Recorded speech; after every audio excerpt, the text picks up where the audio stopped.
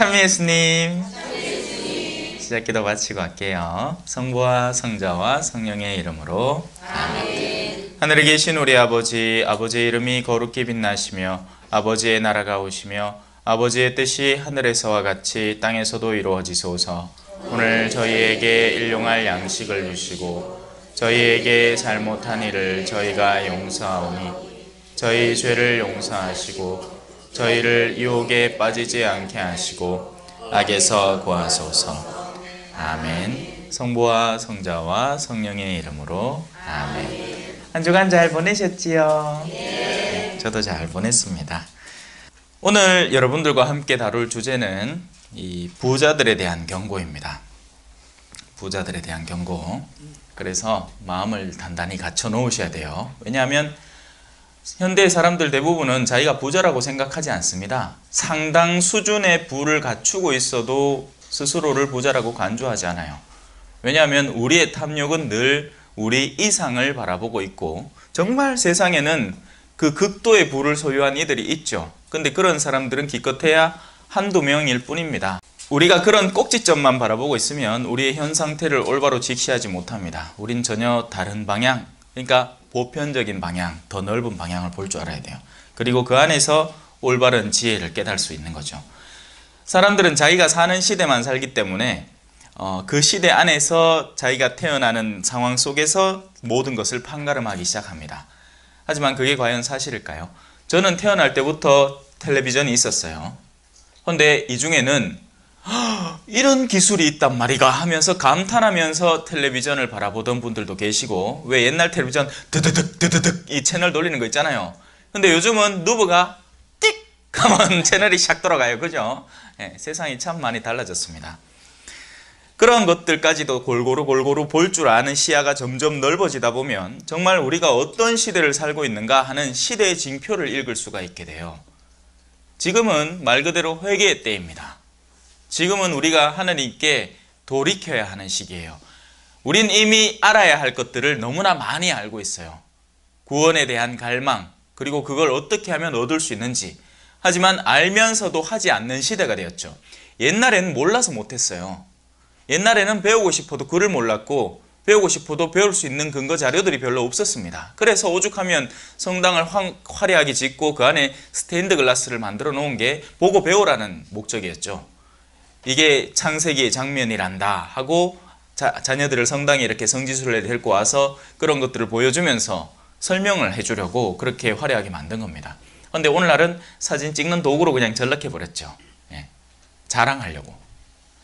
자, 그래서 이 경고는 사실은 어느 하나 예외 없이 우리가 다 들어야 되는 경고고, 우리보다 잘난 누군가를 떠올리면서 고소해하라고 듣는 경고가 아니에요. 그렇게 들으면 큰 착각입니다. 자기 안에 있는 들보는 꺼내지 않으면서 타인에 대한 티를 잡으려고 드는 그런 못된 사람의 마음으로 전락해버리는 거죠. 이 경고는 바로 우리 모두들, 심지어 저 자신까지 포함해서 모두들에게 해당되는 이야기입니다. 자, 이제 부자들이여 그들에게 닥쳐오는 재난을 생각하며 소리 높여 우십시오. 울고 싶어라, 울고 싶어라 이 마음. 우셔야 돼요. 언제 웁니까? 슬플 때 울죠. 예. 기쁜 사람은 울지 않습니다. 슬퍼야 울어요. 그런데 우리는 울 겨를이나 있습니까? 울 겨를도 없어. 돈 더 벌고 싶어. 지금 안달 목달이야. 어떻게든지 나하고 지금 소송 걸린 저 사람 돈을 내 주머니에 집어넣어야 될 것 같아. 그것 때문에나 울까? 속이 상해서.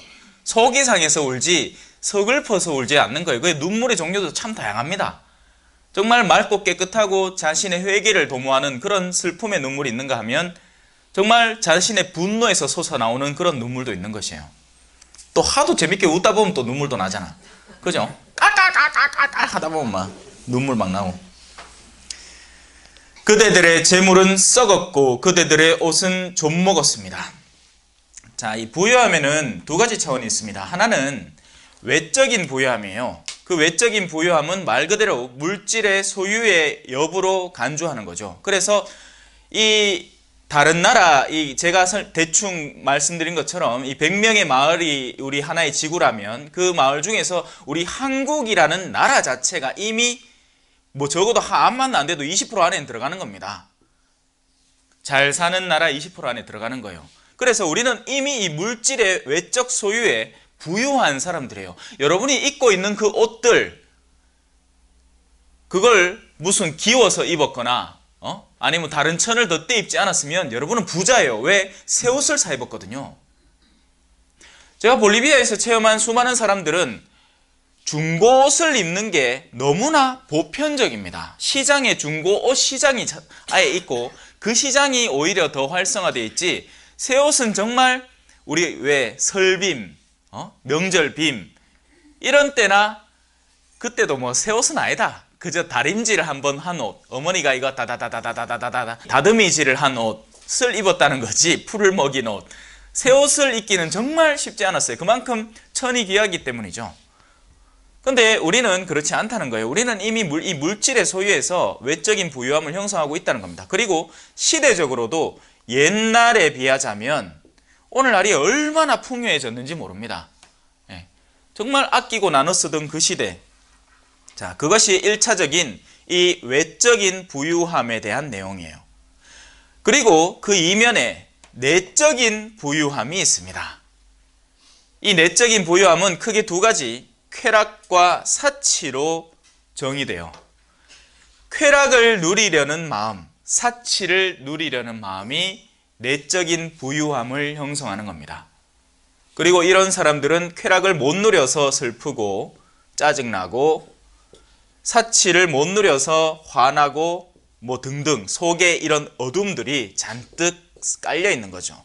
여러분들을 보시면 나는 외적 부자인가? 근데 외적 부자는 아닐 수도 있어요. 그러니까 단순히 물질을 소유하고 있지만 그 물질이 자신의 몫이 아니라는 걸 철두철미하게 깨닫는 사람인 겁니다. 그 사람은 못 도와줘서 한달이야. 이 사람은 어떻게 하면 지금 내가 공연히 지니고 있는 이걸 누구를 통해서 정말, 근데 그걸 하려면 올바른 분별이 필요하죠. 그냥 아무나 막 주면 안 돼. 가난한 나라에서도 아무에게나 돈을 막 주면 가만히 있던 마음도 변질됩니다. 악하게 변질돼요. 돈을 사랑하는 마음으로 변질된다고요. 여러분들이 손주가 이쁘다 하면서 쥐어주는 그 만원짜리 5만원짜리 돈들이 결코 그들을 잘 해주는 게 아닙니다. 마음을 변질시키는 거예요. 전에 없던 마음, 그렇게 받은 돈들을 써보면서 이 돈이라는 게 어마어마한 능력을 지닌 거구나 하는 돈에 대한 욕구를 용솟음치게 만드는 그런 도구로 변질시켜버리는 거예요. 자녀들을 망쳐버린 겁니다. 자녀들에게 좋은 선물을 해준다 하면서 10만원짜리 20만원짜리 막 그 장난감을 막 사주잖아요. 그러면 결국 그 아이들의 마음을 망쳐버리게 되는 거예요. 분별 있게 해야 되는 거죠. 분별. 그래서 우리는 외적 부유함을 지니면서도 내적인 부유함이 없을 수 있어요. 자신에게 쾌락과 사치를 즐긴 마음이 없으면 외적으로는 부유하지만 내적으로는 부유하지 않을 수 있다고요. 그럴 수 있을까요? 그럴 수 있을까? 거의 0.0000001%나 그럴까? 외적 부유함은 내적 부유함과 긴밀히 연관되어 있습니다. 왜? 이 내적 부유함을 즐기려고 외적 부유함을 추구해 왔으니까요. 아니, 세상에 돈 나눠주려고 부자 되고 싶은 사람이 과연 몇 명이나 될 것 같아요. 근데 이 불가능을 하느님께서는 그걸 가능한 일로 이루신다는 거예요. 왜? 그분에게는 불가능이 없기 때문에.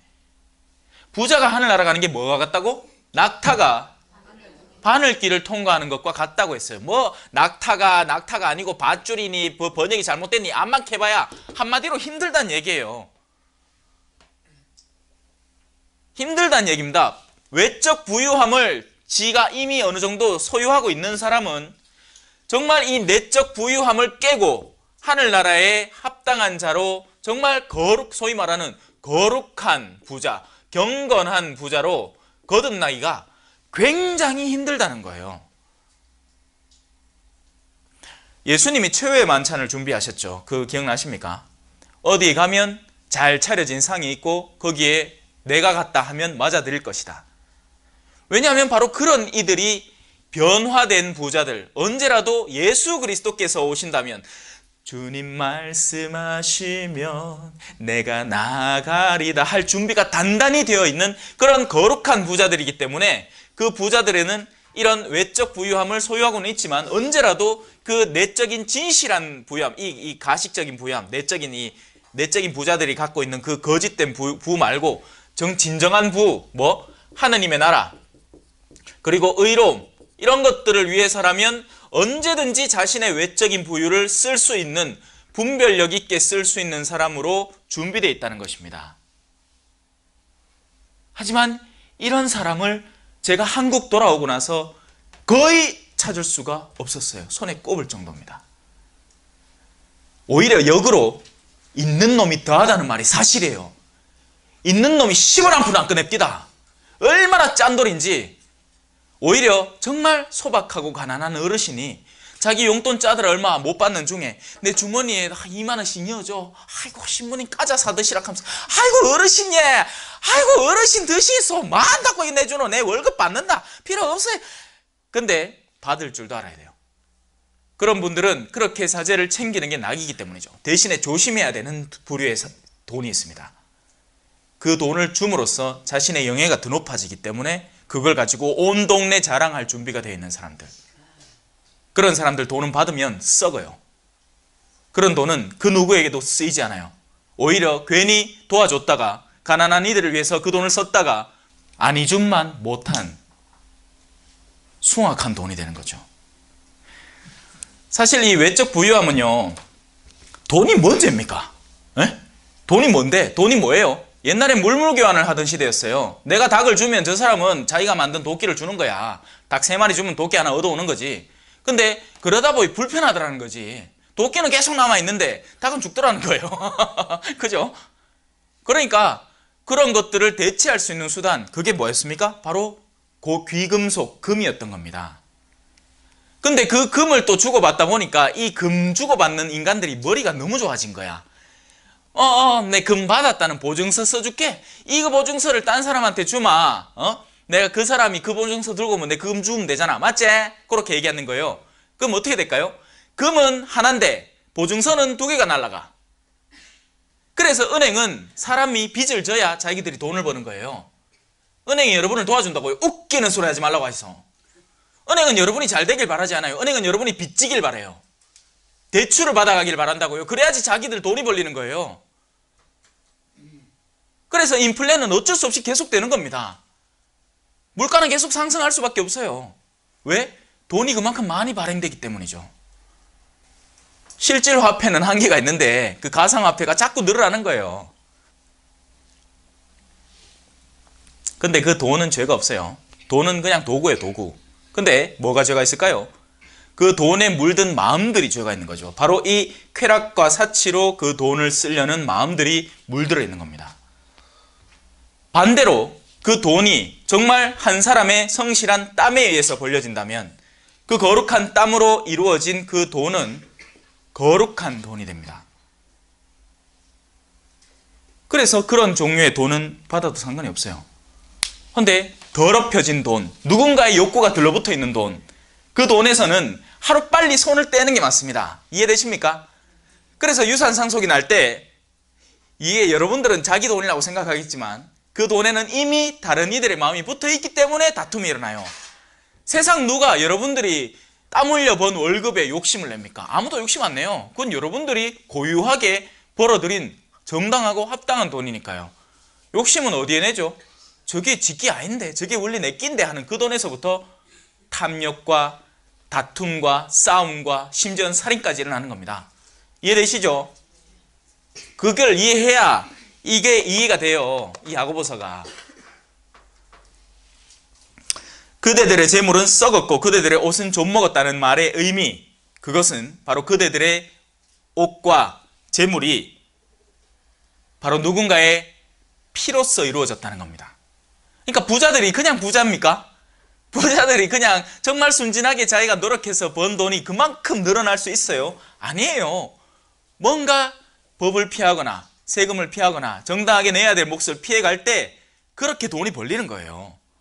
정말 기회를 잘 잡아서 돈을 제대로 번 사람은 극히 미미한 퍼센테이지에 불과하고 많은 수의 부자들이 합당하게 정당한 수단으로 법을 피하지 않는 선에서 악을 저지르고 있죠. 법만 지키면 다 선입니까? 예?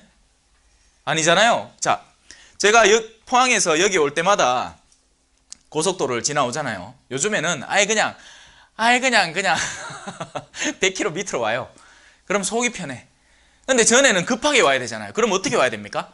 카메라만 보이면 카메라 지나고 카메라 보이면 바빠. 마음이 바빠. 카메라에는 나는 100km를 지키는 사람이야. 카메라가 설령 사진을 탁 찍으면 아주 선하고 양선한 얼굴에 내가 찍혀 있겠지. 하지만 나머지 순간에는 나는 법을 어길 준비가 되어 있는 거예요. 그래, 극하다가 한번 된통 걸렸어. 성동에 성경 강의를 댕기는데 찍혀 왔더라고. 그래서 7만 냈습니다. 그래, 이제 다음부터는 미리미리 준비하고 천천히 갈랐고요. 마음이 바쁘니까 내 할 일은 많겠다. 또 피곤하기도 하고 자다가 깨갖고 가면 시간이 얼마 없는데 그럼 막 달려야 되는 거예요. 근데 가다가 하나 된통 걸린 거지. 죄송합니다. 반성하고 뉘우치고 있습니다. 제가 하려는 말의 의미를 아시겠죠? 그대들의 재물은 썩었고 그대들의 옷은 좀 먹었습니다. 그대들의 금과 은은 녹슬었으며 그 녹이 그대들을 고발하는 증거가 되고 불처럼 그대들의 살을 삼켜버릴 것입니다. 이 굉장히 무서운 말을 지금 하고 있는 겁니다. 여러분, 재물의 운명들을 미리 예견하고 있는 거예요. 베드로서에는 이런 표현까지 나옵니다. 이 세상의 원소 자체가 사라져가고 있기 때문입니다. 여러분이 암만 지니고 소유하고 집어넣으려고 애써봐야 그 자체가 모두 허황하게 사라져버릴 요소들이에요. 그게 우리가 제수요일날 맨날 되새기는 거예요. 흙에서 왔으니 흙으로 돌아감을 기억하십시오. 왜? 뭐가 흙으로 돌아간대요? 우리 육체 말이에요. 육체의 운명은 흙으로 돌아갈 운명입니다. 근데 그 육체에 마음이 매달려 있으면 어떻게 되겠어요? 내가 더 젊어지고 싶다거나 내가 좀 불편한 지체가 낫기를 바란다거나 하는 그런 갈망에 강렬히 사로잡혀 있는 동안은 갈수록 마음이 자꾸만 무너져 갈 뿐이에요. 왜? 노화는 정상적인 과정이잖아요.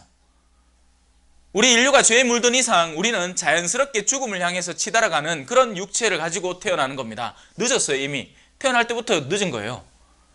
이 세상이 정말 완벽하게 갑자기 니네베 백성들처럼 모두가 일순간에 죄를 뒤집어쓰고 회개하지 않는 이상은 우리에게 이 지상에서의 천년왕국은 존재하지 않는 거예요. 자, 그대들의 금과 은은 녹슬었으며 그 녹이 그대들을 고발하는 증거가 된다는 것입니다. 그리고 불처럼 오히려 그런 종류의 것들이 여러분의 살을 삼켜버린다는 거죠. 물질이 여러분의 마음을, 그러니까 여러분이 그 물질의 마음을 뒀기 때문에 그 물질이 여러분을 삼켜버린 거예요. 역으로. 예? 그 운명을 같이 하는 거죠. 그러니까 내 마음이 어디들로 붙어 있느냐에 따라서 그 존재가 가는 길을 나도 따라가는 것 뿐이에요. 그리고 그 물질들은 최종적으로 썩은 물질들, 온갖 오욕이 들러붙은 물질들은 폐기 처분대로 소각장에 가는 거예요. 그럼 그동안 여러분 마음도 거기 따라가고 있다는 겁니다. 자, 한 사람이 죽어요. 한 사람이 죽으면 두 방향이 나오는 거예요. 드디어 해방이구나. 아이고, 하느님 나 데리고 가이소 하고 하느님을 껴안는 나를 마중온 천사들을 바라보는 그런 영혼이 있는가 하면 죽은 육체를 바라보면서 내 아직 저도 가야 되는데 아직 누릴 게 많은데 내 자식 결혼하는 거 봐야 되는데 내 저 빌딩 이제 1,000만 원만 더 주면 사는데 하고 운다는 게야. 아닐 것 같아요? 아닐 것 같아요? 여러분 마음에 지금 그게 이미 드러나고 있습니다. 무엇에 집착하느냐에 따라서. 구원과 멸망은 나중의 일이 아닙니다. 지금 여기 이 순간부터 일어나고 있는 일이에요. 그대들은 이 마지막 때에도 사명을 수행하는 그 시기가 어떤 시기인지 알아요. 그 시기는 이미 창조로부터 시작해서 하느님의 선이 세상을 만들어내고 그리고 인간이 타락함으로써 그 완전함에 그 균열을 일으키고 오류를 자아내서 그런 오류들이 쭉 이어져 오고 있는 가운데 갈수록 그 악이 정도를 심해 갔다는 겁니다. 이게 판관기 뒤에는 왕정기가 오잖아요. 이 모든 단계들이 하느님의 지혜가 갈수록 옅어지고 흩어지는 시기, 그러니까 인간에게서 말이죠. 하느님의 지혜는 변함이 없지만 인간들이 하느님의 그 최초의 아름다운 세상, 보신이 좋았다는 세상을 갈수록 무너뜨려가고 있는 세상의 모습을 드러낸다는 겁니다. 지금은 문명적으로 발달해서 우리가 뭐 세상을 구원할 것 같아요? 아니에요. 인간의 내적 오류가 그 모든 것들을 망가뜨려 버릴 거예요.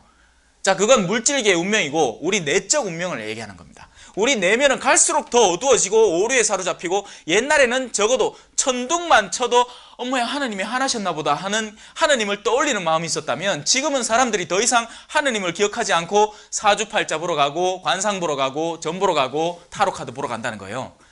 마음이 얼마나 어두워져 있고 오류에 사로잡혀 있는지 무엇이 옳은지 무엇이 그른지 무엇이 똥인지 무엇이 된장인지 모른다니까.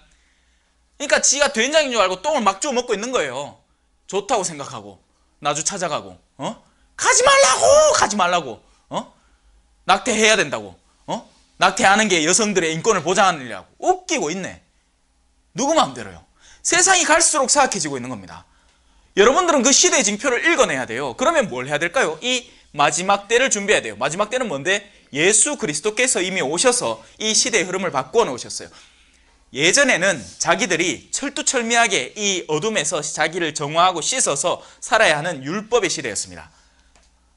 그래서 율법을 지켜야 했어요. 그런데 지금은 누구든지 원하기만 하면 예수 그리스도라는 십자가, 이 구리뱀만 쳐다보기만 하면 낫는다는 거예요. 그런데 그 작업을 안 하는 거예요.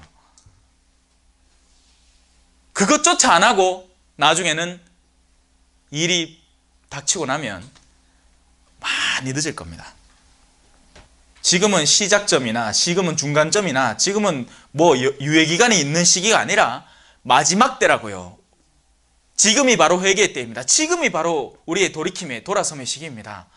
그 안타까움을 느끼지 않으면 여러분은 여전히 계속하던 신앙생활 속에서 네가 잘났니? 내가 잘났니? 네가 장이니? 내가 장이니? 니는 와 내 말 안 듣니? 나는 왜 네 말 안 듣니?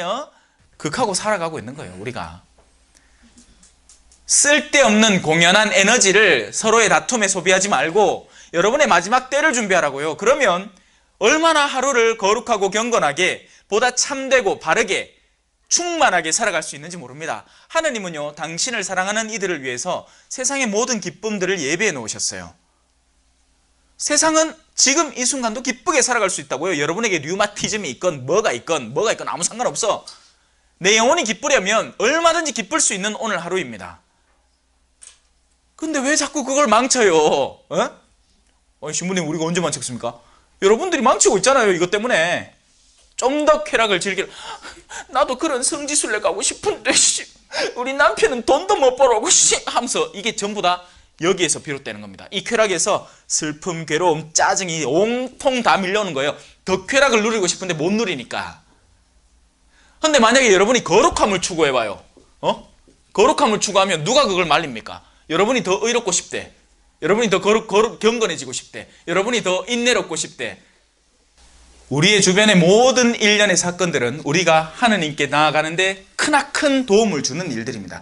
여러분을 가장 짜증스럽게 만드는 한 인물은 역으로 여러분들의 내면 안에 존재하는 그 짜증에 반응하는 여러분들의 내면의 어떤 영역을 깨라고 주는 거죠. 만약에 여러분들이 아무것도 느끼지 않는 사람이면 내 주변에 짜증나는 사람이 있거나 말거나 난 상관이 없어. 네 말도 맞고 네 말도 맞다 하고 지나가면 돼.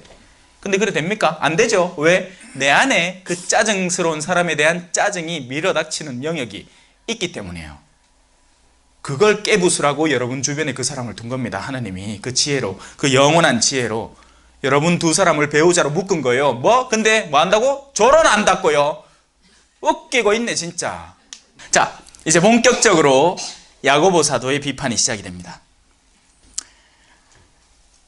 그대들의 밭에서 곡식을 벤 일꾼들에게 주지 않고 가로챈 품삯이 소리를 지르고 있습니다.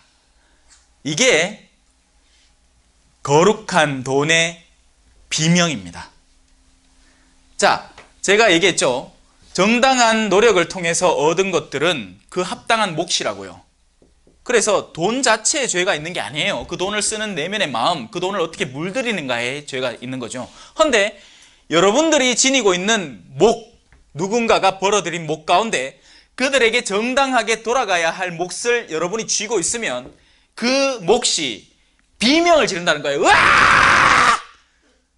내가 이게 주인이 아닌데, 내가 원래 하느님의 그 아름다운 운명에 따라서 이 사람을 돕도록 운명 지어진 그런 존재인데 왜 네 더러운 주머니에 내가 들어있냐고, 왜 네 차 바꾸는데 내가 쓰여져야 되느냐고. 그 사람은 계속 모으기만 해요.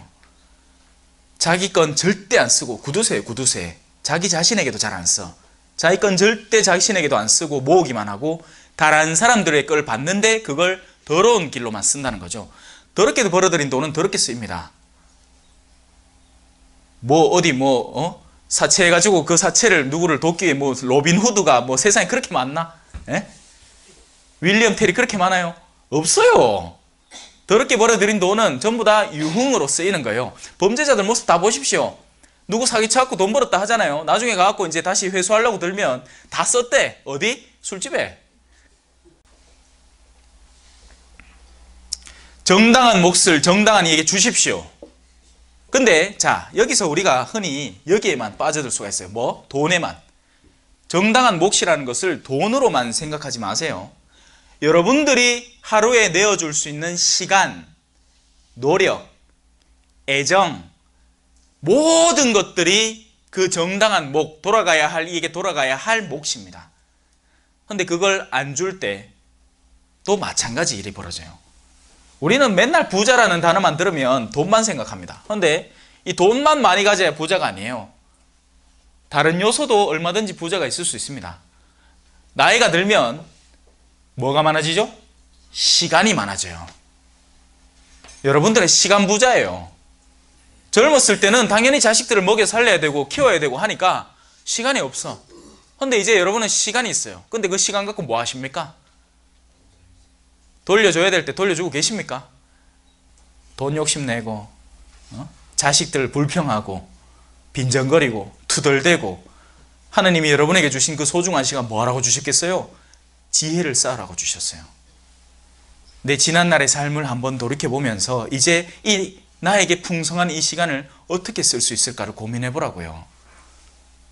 거룩하고 경건한 가르침에 더 다가서고 그렇게 배워온 것들을 젊은 세대에게 나눠줄 줄 알아야죠. 근데 내 짜증만 부린 거야. 네? 자, 곡식을 거두어들인 일꾼들의 아우성이 만군의 주님 귀에 들어갔습니다. 이건 실질적으로도 그런데요. 요즘 들어서 우리나라에 외국인 노동자들이 진짜 많이 들어왔죠. 진짜 많아요. 가톨릭 근로자회관 한번 가보이소. 얼마나 많은지 몰라. 공동체가 어마어마하게 커지고 있습니다. 왜 들어올까요? 싸니까. 근데 싼데 그 가톨릭 근로자회관에 외국인들이 왜 그렇게 모여들까요? 문제가 그때그때마다 생기는 거예요. 이 주인들이 돈을 안 주는 기라. 불법 체류자라고. 여러분, 예수님의 부모도 이민자였습니다. 이집트 땅에서 이민 생활을 하셨어요. 우리가 받아들인 한 불법 체류자 가정이 예수님의 부모일지 어떻게 합니까? 만약에 그런 체험을 한 부모 밑에서 자라난 한 자녀가 사제로 성장해서 나중에 한국에 돌아올지 어떻게 알아요? 에?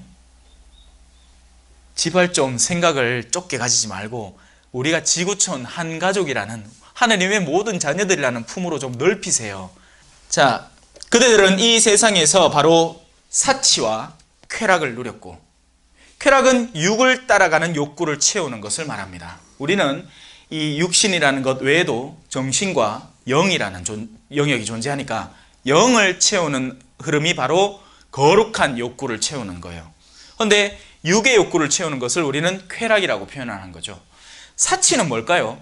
사치는요, 수준에 안 맞는 쓰임새를 의미합니다.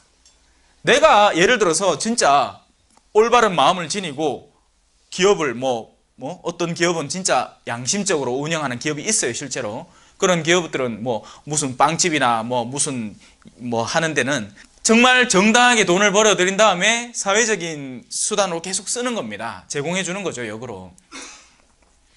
그런데 그런 사장은, 그런 기업에 있는 사장은 자기가 쓸 만큼의, 벌어들일 만큼을 벌어들이는 그만큼 자신의 삶에도 합당한 것들을 마련해 놓을 수 있어요. 그 수준에 맞는 집을 살 수 있고 그 수준에 맞는 차를 굴릴 수 있죠. 그건 사치가 아니에요, 여러분. 그건 그냥 그 자신의 능력치에 따른 합당한 쓰임새일 뿐입니다.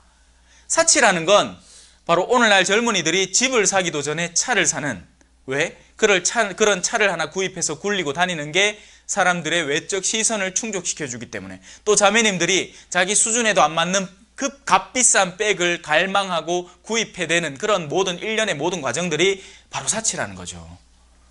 사치라는 건 그렇게 값비싼 물건에게도 해당되는 거지만, 공연히 시장 가갖고 내가 쓰지도 않을 물건을 잔뜩 사서 내 창고에 집어넣어 놓을 때도 마찬가지로 사치가 되는 겁니다.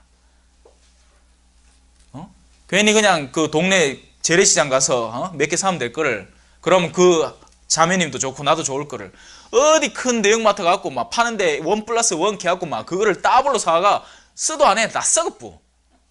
시간 조금만 지나면 다 썩는다니까요. 자, 사륙의 날에도 마음을 기름지게 하였습니다. 사륙의 날이라는 거 사륙의 날은 말 그대로 육체가 소멸해 가는 날들을 말해요. 우리는 거의 대부분 바로 이 날들을 살아가고 있는 겁니다. 간접적으로요. 직접적으로는 실제 내가 정말 죽음을 앞두고 있을 때도 있겠지만, 간접적으로도 우리는 서서히 죽음을 향해서 가고 있다는 걸 깨달아야 돼요. 근데 그 모든 날들 속에 우리가 마음을 기름지게 하고 있다는 거예요. 어떻게 하면 더 누릴까? 어떻게 하면 더 내 주머니에 쑤셔 넣을까? 하는 그런 기름진 마음. 기름이 득득 끼어가지고 마블링이 막 잔뜩 끼인 그런 소고기 같은 그런 마음. 자, 이제 한 걸음 더 나갑니다. 자, 여러분은 그렇게 하는 통에 어떻게 하느냐? 의인을 단죄하고 죽이기까지 합니다. 사람들이 항변할 거예요. 우리가 언제 의인을 죽였습니까? 마음의 의로움을 갖춘 이에게 돌려줘야 할 것을 합당하게 돌려주지 않을 때 그들은 의인을 죽이고 있는 꼴이 됩니다. 의인을 죽이는 방법은 참으로 다채로운데요. 실제적인 육체적인 돌봄을 하지 않음으로써 죽일 수 있어요. 예를 들어서 한 본당 공동체가, 거기에 사제가 파견되는 이유는 뭡니까? 그 사제를 그 본당 공동체가 먹여 살리라는 얘기예요. 레위 지파는 따로 뭘 안 하고 자기들이 11조를 받아서 그걸로 먹고 사는 거예요. 다른 일을 안 하기 때문에. 근데 그 본당 공동체가 사제에게 합당하게 해야 할 요소를 안 해줘. 그러면 직접적으로 육체의 위해를 가하는 것이고 그를 죽이는 겁니다. 식간자매라고 하나 떡 놔뒀는데 그 식간자매가 챙겨줘야 될 걸 안 챙겨줘. 그 일을 하라고 거기 파견돼 있는데 내 투덜거리기만 하고 바쁘다고 하고 일하기 싫다고 하고 신부님들이 다 밥 안 먹는다고 하고 나면 기뻐가 좋아갖고 막 날뛰고, 그런 못된 자매가 있으면 그는 직접적으로 그 의인을 죽이는 겁니다. 실제적으로 육체적으로 말이에요. 근데 그것만이 아니에요. 간접적으로도 얼마든지 죽일 수 있어요. 바로 우리가 흔히 독성죄라고 부르는 건데, 여러분 독성죄라는 게 제가 설명을 했지만 술 먹다가 술자리에서 시부님을 한번 툭 쳤다고 독성죄가 되는 게 아니에요. 독성죄라는 건 사제가 하는 본연의 직무에 방해를 가할 때 그게 독성죄가 되는 겁니다. 공연한 여러분들의 의심을 주변에 퍼뜨리면서 그 신부님에 대한 부정적인 의견을 형성해내기 시작할 때, 확실한 증거도 없으면서 공연히 그 신부님이 어느 날 하는 게 하나 마음에 안 들어서 그걸 마구 허풍을 떨어가지고 과장을 해서 다른 자매들과 껌 씹듯이 씹으면서 나눌 때, 여러분들은 말 그대로 그의 명예를 실추시키는 것이고 그의 존엄성을 훼손하는 것이고 독성죄를 저지르는 겁니다. 그래서 우린 말조심을 해야 돼요. 말조심하자고 배웠잖아, 맞죠? 3장에서 안 배웠습니까? 그게 안 돼.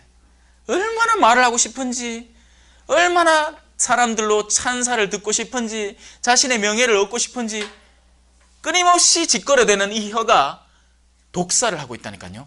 그 말 속에 숨어있는 악의 씨로 다른 이를 죽이는 겁니다. 물론 사제에 대해서도 그렇지만 일반 사람들끼리도 마찬가지예요. 공연한 의심을 마구 퍼뜨리지 마세요. 그것이 확인되기 전까지. 반드시 두 사람의 증인을 들어서 확증하세요. 그러고 난 뒤에는 행동을 하시면 되는데 분별 있게 행동하세요. 우리는 공연히 한 사람, 그러니까 우리가 친한 한 자매가 자기 남편에 대해서 투덜거린 얘기를 들으면서 같이 그 자매에게 동조해버리는 겁니다. 그래! 요즘 머스마들 다 똑같더라! 아니에요, 여러분. 경건하고 거룩하고 책임이 있는 머스마들도 많습니다. 그대들은 의인들을 단죄하고 죽였습니다. 그러나 그 의인은, 만약에 그 의인이 여러분에게 저항을 했더라면 여러분의 죄는 감쇄됩니다. 감소돼요. 여러분들이 의인을 공격했을 때 그 의인도 여러분들을 니도 당해봐라 하고 공격을 하면 두 죄가 그냥 둘 다 쌤쌤이 되고 말아요. 눈에는 눈, 이에는 이니까. 근데 그 의인이 저항하지 않잖아요. 상대가 나를 엉망으로 대하는데 내가 그냥 그걸 가만히 참아받고 나는 그에게 욕될 행동을 하지 않잖아요. 그러면 그의 죄가 가중됩니다. 그래서 여러분, 이 하느님스런 복수를 하시라고요. 에?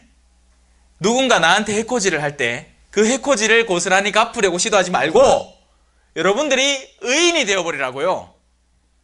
물론 안 쉬워요. 성깔머리가 그래 안 돼. 누가 내 한번 콕 찌르면 속에서 막 끌어올라갖고 나는 따블로 찌르지. 근데 상대가 나에게 해코지를 했는데 내가 그걸 평온하게 그냥 받아들이면 여러분은 그에게 2배 책임을 지우는 겁니다. 그래서 여러분에게 나오는 다음 구절이 뭐냐? 인내예요, 인내. 참아야 하느니라. 자, 그러므로 형제 여러분, 언제까지? 주님의 재림 때까지 참고 기다리십시오. 그 참음의 시기는 이 세상의 어떤 지점이 아닙니다. 아이고, 요놈은 고3 아들내미 요거, 아이고, 니 대학교만 들어가라. 그럼 내 그때부터 자유다. 이건 참는 게 아니라 그건 일시적인 참음의 훈련이지. 그 참음은 왜냐하면 가가 실제 대학교에 들어가면 참아야 될 이유가 사라지기 때문입니다. 안 그래요? 예? 아이고, 내 기저귀 가는데 자식 짜증나 죽겠는 게라 공들을 차차차 때면서 똥만 싸지끼고 쪼매만 크라. 기저귀만 띄라. 그럼 기저귀 띄고 나면 그 걱정거리가 없어요. 지가 알아서 화장실 가. 그러니까 참음을 훈련하는 기회들을 하나님께서 우리에게 선물해 주신 겁니다. 근데 우리가 참아야 될 실질적인 기다림과 참음은 언제까지다? 주님의 재림까지예요. 주님의 재림은 2가지로 이루어지죠. 하나는 사심판, 둘은 공심판. 우리가 죽을 때까지가 1차적이에요. 그런데 죽고 나서도 의인들은 그 서로 간의 연대 안에 의인들의 통공, 성인들의 통공이라고 우리 사도신경에서 얘기하잖아요. 그런 가운데 끊임없이 하느님께 이 세상을 위해서, 지상의 평화를 위해서 기도하고 있습니다. 언제까지? 주님께서 다시 공적으로 오실 때까지. 말 그대로 구름을 타고 천사들의 위엄에 휩싸여서 이 지상에서 살아있는 이들과 죽은 이들까지도 다시 되살려서 올바로 심판하실 그날까지. 지금 우리에게 닥쳐오는 이 시기는요, 실로 어마어마한 것이고 아무도 그 앞에서 견뎌내지 못할 겁니다. 하느님의 자비가 필요한 거예요. 아무리 지가 이 세상에서 의롭게 살았다 하더라도 하느님이 당신의 생명책을 열고 올바른 분별을 시작하시면 그 앞에서 견뎌낼 사람이 아무도 없어요. 우린 겸손할 줄 알아야 돼요. 그런데 우리의 교만은 얼마나 극단적인지, 성당에서 지가 좀에 더 살았다고 이 동네에 제일 잘하는 사람 내지? 그래 일 처리하면 안 되는 기라 그 젊은 신부가. 아이고 잘났다. 하느님이 괜히 그 사제에게 사제직을 줬겠습니까? 하느님이 괜히 기름 부음을 했겠습니까? 땅의 귀한 소출을 기다리는 농부를 보십시오. 그는 이른 비와 늦은 비를 맞아 곡식이 익을 때까지 참고 기다립니다. 여러분도 참고 기다릴 줄 알아야 돼요. 여러분 남편이 지금은 냉담자지만 참고 기다릴 줄 알아야 됩니다. 그러면서 끊임없이 의인이 되세요. 여러분이 먼저 의로움을 실천하시고 사랑을 쏟아주세요. 그 남편이 그 사랑의 빛을 받아 더 이상 저항할 수 없을 때까지 사랑을 쏟아주시라고요. 신자들을 한번 가르쳤는데 그 신자들이 그 순간에 안 바뀐다고 내가 실망하면 지금 내가 익하고 있겠습니까? 에? 지금까지 돌아다니면서 얼마나 같은 체험을 했겠어요. 가르쳤는데 이제 바뀌나 싶으니 나올 때 되게 하나도 안 바뀌었더라. 바뀌기는커녕 더 악해져 있더라. 어떤 경우에는.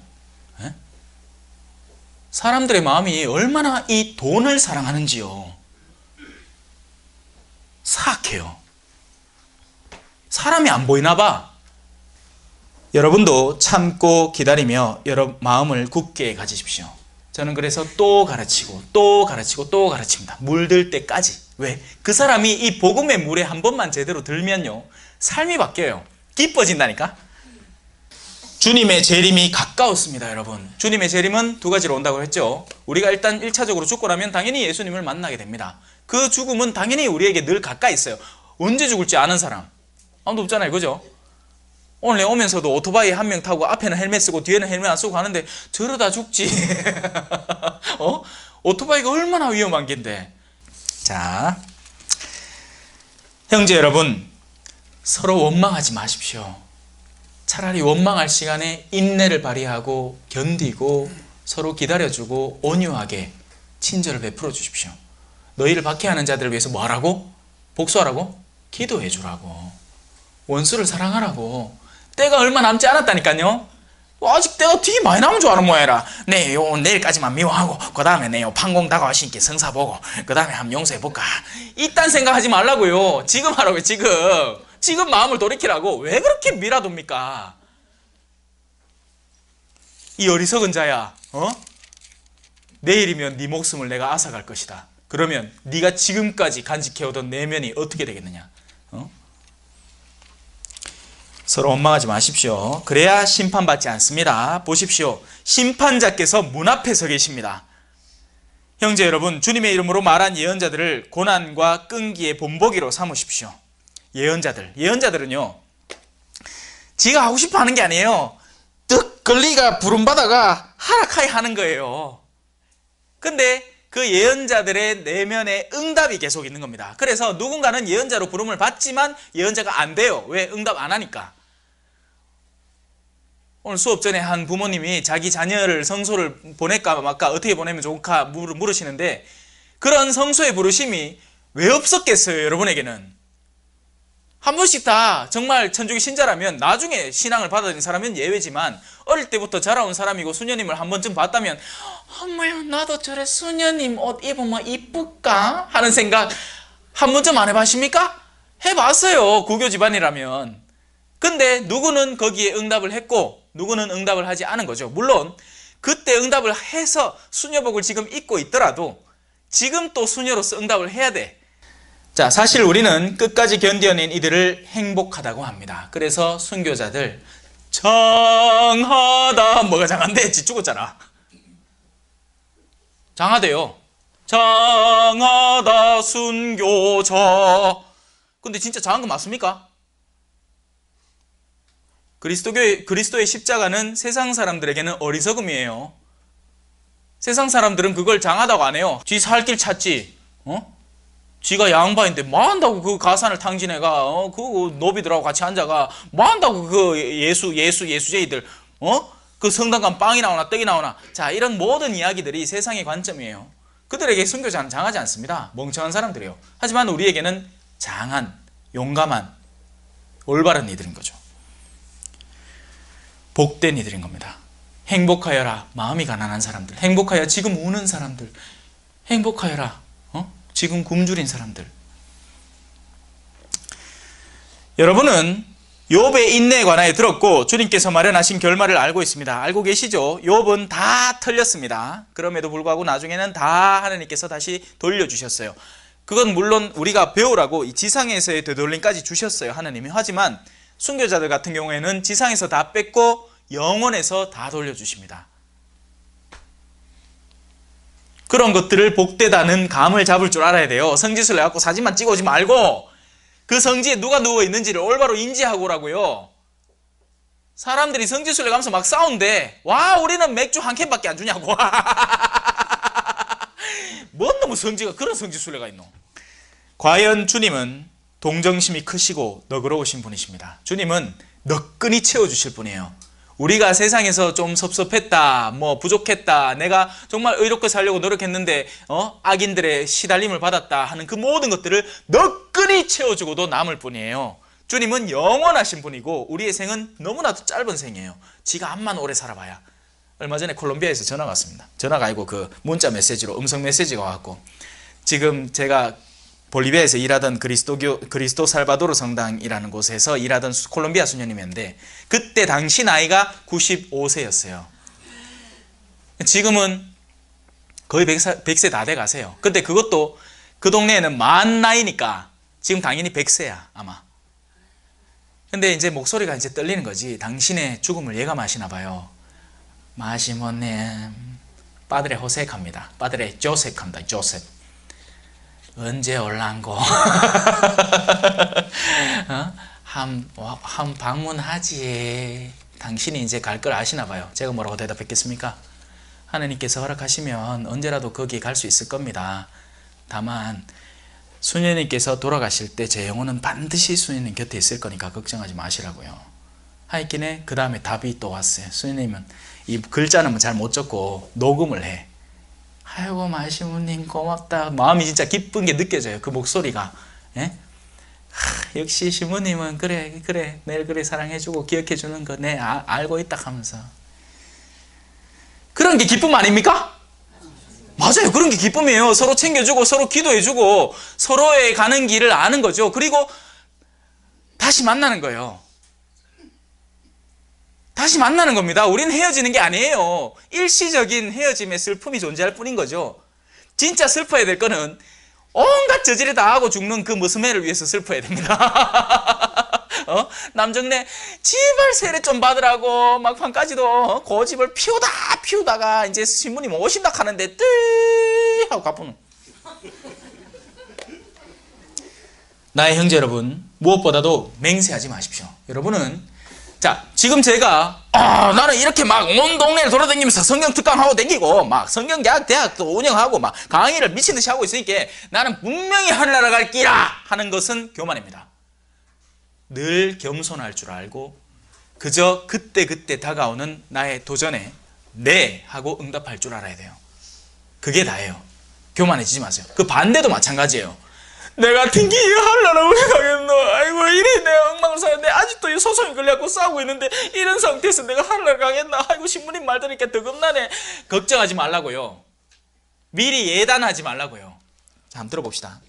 무엇보다도 맹세하지 마십시오. 하늘을 두고도 땅을 두고도 그 밖에 무엇을 두고도 맹세하지 마십시오. 여러분 스스로에 대해서도 단정짓지 말고 타인에 대해서도 단정짓지 마세요. 저 사람 못돼 빠진 사람이라고, 저 사람 천국 못 갈 거라고 함부로 얘기하지 말라고요. 여러분은 예할 것은 예하고 아니요 할 것은 아니요라고만 하십시오. 그래야 심판을 받지 않을 것입니다. 지금 여러분의 귀를 때리는 제 강의 내용에 대해서 수긍을 하면 예하고 아니요 같으면 아니요라고 하세요. 마음대로 하세요. 저 맨날 하잖아. 마음대로 하라고. 결혼하고 싶다고 하라고. 제 문제 하지 마라 합니까? 대신에 그 책임을 누가 져야 될까요? 본인 스스로 져야 됩니다. 왜? 저는 분명히 하지 말라고 했거든요. 근데 하고 싶으면 하는 거예요. 미워하고 싶으면 미워하는 겁니다. 바로 그런 모든 일련의 일상의 사건들에 우리는 예 혹은 아니요 하고 대답하고 있는 거죠. 말이 중요한 게 아니에요. 아멘 아멘 한다고 하늘나라에 들어가는 게 아니라고요. 아멘 아멘 하면서 집에 가고 마누라 기대기를 막 때리고 있으면 그게 아멘입니까? 아멘을 욕하는 거지. 원수를 사랑하라 하고 아멘 아멘 해놓고는 막 가갖고 누구 험담하는 게 그게 아멘입니까? 절대 아멘 아니에요. 그건. 여러분 가운데 고통을 겪는 사람이 있습니까? 요거는 그 병자 봉성체 가면 맨날 읽는 성경 구절 중에 하나입니다. 여러분 가운데 고통받는 사람이 있습니까? 그 병자 성사 때 그런 사람은 기도하십시오. 즐거운 사람이 있습니까? 그런 사람은 찬양 노래를 부르십시오. 자, 그러니까 예하고 아니요라는 그 기준점은 이 외적인 예 아니요가 아니라 우리 내면 안에 존재하는 내 마음의 끌림에 예 아니요를 하라는 거예요. 그러니까 제가 이렇게 가끔 가다가 특강 자리에서 얘기를 하는데요. 요즘 한국 사람들은 감정이 없다 하면서 내가 암만 웃겨도 암만 슬픈 얘기를 해도 그때 예 아니요를 잘 하라고요. 철부지 어린아이와 같이 살아가시라고요. 주변의 시선에 나를 맡기고 나를 자꾸만 어디에 응축시켜 놓지 말고 자연스럽게 살아가라고요. 자연스럽게. 자, 여러분 가운데 앓는 사람이 있습니까? 자, 앓는 사람은 예외예요. 앓는 사람은 자기 혼자 해결이 안 됩니다. 그럼 어떻게 해야 되죠? 교회 원로들을 부르십시오. 몸이 아프면 의사를 부르면 돼요. 이제는. 옛날에는 의사가 없었기 때문에 원로들이 의사의 일도 하고 영적 지도자의 일도 했어요. 그래서 몸이 아프면 병원 가면 돼요. 근데 마음이 아플 때, 영혼이 아플 때는 자기 혼자 해결하려고 들지 마세요, 제발. 그러라고 뭐가 있습니까? 고해성사가 있는 거예요. 판공부라고 있는 게 아니라 마음이 아플 때는 가만히 있지 말고 내 혼자 이걸 어떻게 할까 저렇게 할까 하지 말고 원로들을 찾아가서, 내가 암만 어리석어 보이는 원로라도 우리 주 유신분 같은 분이 뭐 내 같은 거 돌보겠어? 내 영혼 상태를 알아보겠어? 가야파도 예언을 했어요. 대사제 가야파는 그의 대사제였기 때문에 예수님에게 가장 적합한 예언을 한 겁니다. 사제직분을 좀 신뢰를 하세요. 아이고 요즘 사람들은 이 신뢰가 없어. 큰일 났어. 안 믿어. 지가 제일 잘났거든. 지가 제일 똑똑하거든. 그러니까 유튜브 찾아보고 막 이런 신부님 정도만 내가 갈까 말까 극하고 앉았지. 교만한 사람들이 억수로 많아요, 진짜. 사제직 자체를 신뢰하셔야 돼요. 하느님께서 마련하신 이 교회 공동체 자체를 신뢰하셔야 된다고요. 그 기본적인 신뢰가 없고 지 선호도에 따라서 아유 나는 요 신부님만 쫓아다니지 하다가는 도로 쫄딱 망한다 했긴 해. 나중에 그래 하느님이 그 사제를 도구로 충만히 썼어요. 그리고 나서는 그 사제가 어느 순간부터 마음이 변질되기 시작합니다. 그럼 그 사제가 멸망하잖아요. 솔로몬이 그랬잖아요. 솔로몬이 얼마나 큰 지혜를 받았습니까? 하지만 막 말년에 어떻게 됐어요? 이방 여인들하고 놀아난다고 정신머리가 하나도 없었는 거야. 쫄딱 망한 거예요. 사제직을 사랑할 줄 알아야 돼요. 하느님께서 조성하신 것을 사랑할 줄 아셔야 돼요. 이해하셨죠? 넘어갑시다. 원로들은 그를 위해서 기도하고 주님의 이름으로 그에게 기름을 바르십시오. 그러면 그 믿음의 기도가 그 아픈 사람을 구원하고 주님께서는 그를 일으켜 주실 것입니다. 영적으로 말이에요. 왜냐하면 현대교회는 이 육적인 차원이 과학기술의 문명의 발전을 하느님께서 허락하셨기 때문에 그쪽으로 맡기면 돼요. 육체까지 한 신부한테 찾아가고 성령 기도에만 쫓아가고 네네네 요 특별히 좀 안수 좀 해주이소. 뭐가지요 목이요 안 돌아간다 하면서 제발 엉뚱한 소리 좀 하지 말고 어느 신부님 용하다든지 뭐 어떤 평신도가 예언을 잘하고 안수를 잘하는데 용하다 그딴 얘기에 쫓겨다니지 마세요. 제발 좀. 본질이 그게 아니에요. 현대교회의 본질은 영혼의 구원에 달려 있습니다. 영혼의 구원, 영혼을 살려내는 그게 핵심이에요. 몸 아프다고 신부를 쫓아다니지 마요. 몸 아픈 병원에 가요. 제발 좀. 병원 가도 안 되는 거면 하나님께 의탁하세요. 그건 어쩔 수 없어요. 그건 하나님이 원하시면 낫술 끼고 때가 아니면 그냥 내버려 둘 거니까. 자, 또 그가 죄를 지었으면 용서를 받을 것입니다. 이게 핵심이에요. 죄의 용서. 중풍병자도 일어나 걸어라 이전에 네 죄는 용서받았다고 예수님 먼저 선언하셨죠. 잊지 마세요. 그러므로 서로 죄를 고백하고 서로 남을 위하여 기도하십시오. 그러면 여러분의 병이 낫게 될 것입니다. 여러분의 내면이 올바로 서게 되면 자연스럽게 그 정신적 스트레스와 육체적인 고난의 일부분까지도 자연스럽게 나아버리는 겁니다. 걸렸던 암도 사라질지 몰라요. 마음이 편해지면. 의인의 간절한 기도는 큰 힘을 냅니다.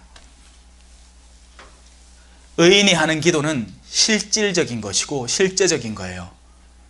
그래서 의인이 기도할 때 그 기도를 순히 받아들일 줄 아세요. 엘리야는 우리와 똑같은 사람이었지만 비가 내리지 않게 해달라고 열심히 기도하자 3년 6개월 동안 땅에 비가 내리지 않았어요. 여기 적혀있는 말이에요. 그리고 다시 기도하자 하늘이 비를 내리고 땅이 소출을 냅니다. 그래서 의인의 기도는 분명한 힘을 지니고 있습니다. 의인에게 기도를 청탁할 줄도 아세요. 교만하게 내가 니보다 낫다 하지 말고. 나의 형제 여러분, 여러분 가운데서 어떤 사람이 진리를 벗어나 헤맬 때 누가 그 사람을 돌이켜 놓았다면 이 사실을 알아두십시오. 죄인을 그릇된 길에서 돌이켜 놓는 사람은 그 죄인의 영혼을 죽음에서 구원하고 또 많은 죄를 덮어줄 것입니다. 그게 바로 제가 이 모든 일련의 수업 과정에서 의도한 바입니다. 여러분의 영혼은 빛을 얻었어요. 이제 남은 일은 여러분이 실천하시면 됩니다. 지난 5주 동안 저와 함께 이 시간을 함께 해주셔서 직접 찾아와서 함께 해주셔서 너무나 고맙습니다. 그리고 이 방송을 지금 듣고 계실 수많은 우리 대구교구의 방청객 분들에게도 감사 말씀드립니다. 또 언젠가 다음 기회가 있겠지만 그게 언제가 될지 모르지만 신앙 특강 많은 관심 가져주시고 많이 참석해 주시면 실질적으로 와서 봐주시면 고맙겠습니다. 이상으로 제 수업 마치도록 하겠습니다. 성부와 성자와 성령의 이름으로 아멘. 영광이 성부와 성자와 성령께 처음과 같이 이제와 항상 영원히 아멘. 성부와 성자와 성령의 이름으로 아멘. 감사합니다.